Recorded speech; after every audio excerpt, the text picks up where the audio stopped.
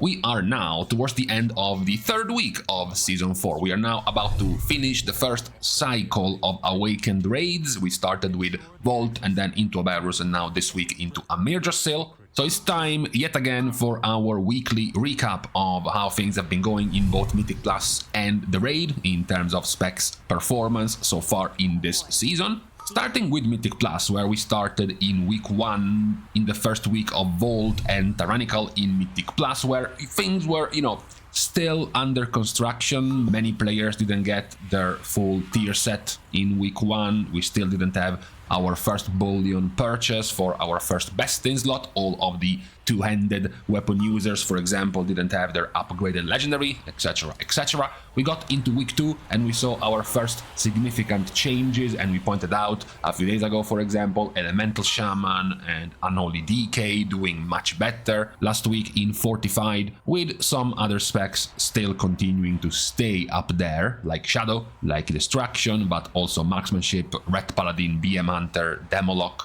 who continued to perform well. And now we are at the third week in the season. We continue to see again Destro and Shadow Priest being the outliers at the top in terms of performance, as well as most of the other specs we just mentioned performing well. Even if Elemental Shaman fell down a little bit, the gap, the difference amongst the other specs, to be fair, even lower down. Pretty much all of this bracket of spec does have a very, very close set of results. And even then, you still see Elemental Shaman being the outlier in terms of top DPS, being quite higher than all of their peers around here. It's much more similar to the results up here in terms of max DPS. If we had to look at the main change for this week, is that when you started week 1, there was the Fire Mage presence in the results. They were clearly the more picked of the Mage specs. Then you enter week 2. Frost is now very competitive with Fire, but Fire is still the overall more popular pick amongst the 12 to 17 keys in Mythic Plus. And then, finally, this week,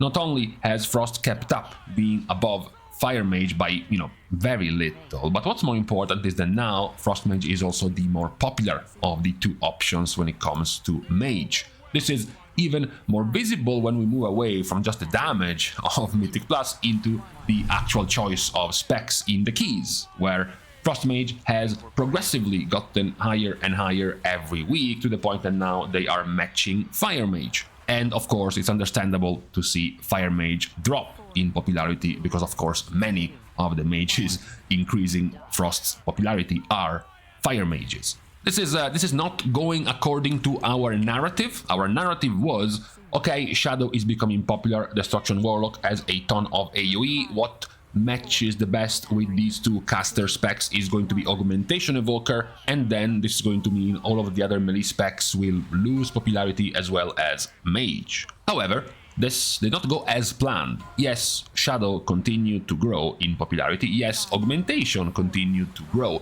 in popularity. However, what changed is that Destro has not gotten up to become the third de facto choice of your DPS pick in Mythic Plus. Instead, it has remained Mage. It is, to be fair, my fault expecting for one season to have Mage not be one of the best in slot picks in Mythic Plus. I was being naive. Even if Warlock is no slouch himself in finding a spot every time as a popular spec, I should have known they were going to lose in a head-to-head match against Mage in terms of who Blizzard likes most. It is obviously still not over, there is still plenty of options to find a Destro lock in your keys, many more anyways than the choices of you finding other things when it comes to tanks, which continues to be a horror show of Vengeance dominance. We mentioned we have gotten balance tuning this week, and we also mentioned that the changes, nerfs to Vengeance were not really going to be doing anything to the Vengeance performance in Mythic Plus. And when it comes to healers, it continues to grow the popularity of Restoration Druid. Also making more sense, of course, because if your source of combat threats of Red Paladin does not continue to be as popular as Season 3, and our predicted growth of Destruction actually doesn't grow, then you still lack a combat rest in your groups. So it becomes even more valuable to have a Resto Druid in your comp. Talking about this though, what makes less sense is of course to bring double your Bloodlust count in your group, because now with a Mage and an Augmentation Evoker you are doubling up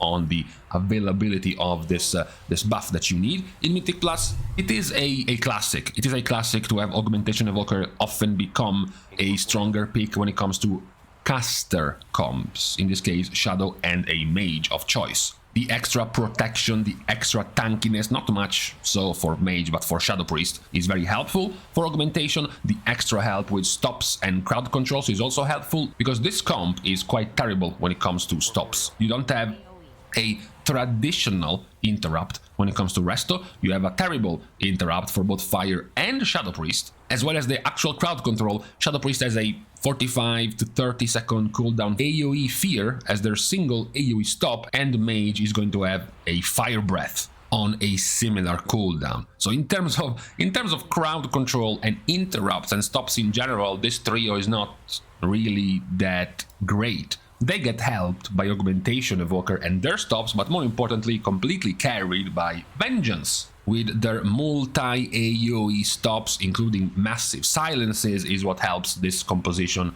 get along in high keys of Mythic Plus. Let me tell you, if this was Blood DK, have fun cycling your interrupts and stops on 15 different mobs with this comp otherwise. So as we said, yes, Destruction Warlock is not like dead. They are still present quite often in multiple comps, especially comps that don't include a Mage. You often have Destro coming in to replace the fact that Mage isn't there, but in general, the main presence has remained Mage. The difference is that it's no longer Fire Mage, but rather alternating.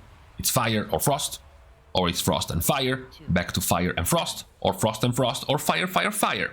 That is now the split you have in Mythic Plus. You can see them even here in terms of their average high level keys. Frost Mage's score of top keys getting quite close to Fire Mage this week. We still see some of the specs we praised last week for doing quite well, like Elemental Shaman and Unholy Decay also getting higher.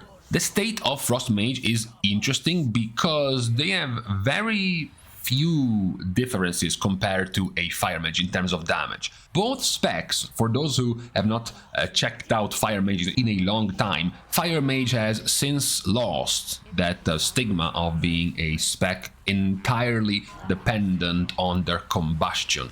Mostly because their combustion is now up basically every minute, so most of their damage can be way more consistent than they used to have before. Frost Mage has very often been this spec already. Their one cooldown, Icy Veins, is not the end of the world to have active at all times, and most of their other damage is very, very consistent, mostly the power of their Frozen Orb in large pools. So it's not that Frost Mage is just overwhelmingly stronger than Fire Mage. They have been continuing to be very, very close in terms of performance, and it's not that Frost Mage brings an overwhelming amount of crowd control more than Fire Mage. They are bringing pretty much the same things from their general tree. Frost Mage does have, the passive advantage of, perma-slowing enemies, basically. And this is as far as Mythic Plus goes, the main difference being the growth of Frost Mage. When we enter, though, Mythic raiding, starting from week 1 in Vault of the Incarnates, where we had some completely wacky results like Marksmanship or Windwalker for some reason being happier. Last week we checked and we noted perhaps some correlation between the two-handed legendary now being purchased by quite a few of these two-handed weapon wielders, as well as even the Evoker legendary being available for Devastation, this one being the results of a Berus, and now we enter the week of a Myrdrasil. Now, we do have some of the specs we just looked at still here, like the two-handed melee specs are all here, for example. The main surprise, though, of the week, of course, compared to this one, cannot be any other than this spec right here. And we talked about it.